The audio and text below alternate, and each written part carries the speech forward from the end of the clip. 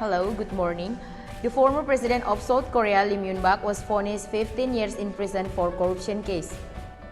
Lee Myung-bak is the fourth former president that in prison. He was convicted in Seoul court on Friday, 5th of October 2018 for bribery, embezzlement, and he must pay a fine of 13 billion won or around 175 million rupees.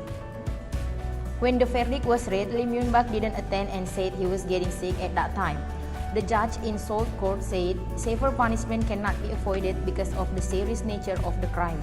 In the trial process, the court found that Lee Myung-bak was the owner of de facto of an auto parts company, namely DAS, and he claimed that the company was belonged to his brother.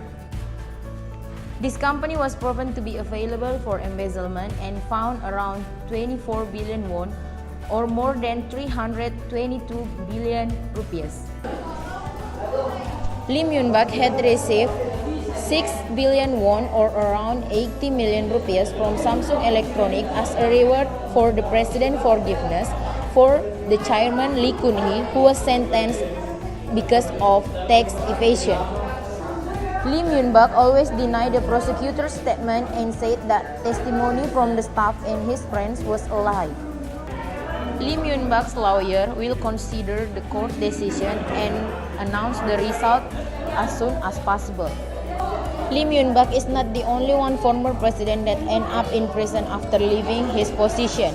Before Lee Myung-bak, there are three former presidents, Chun Doo-hwan, Roh Tae-woo, and Park Geun-hye. They were sentenced because of bribery and corruption case. Okay, that's the news from corruption case of Lee Myung-bak, and I represent all of the crew to say thanks and see you later.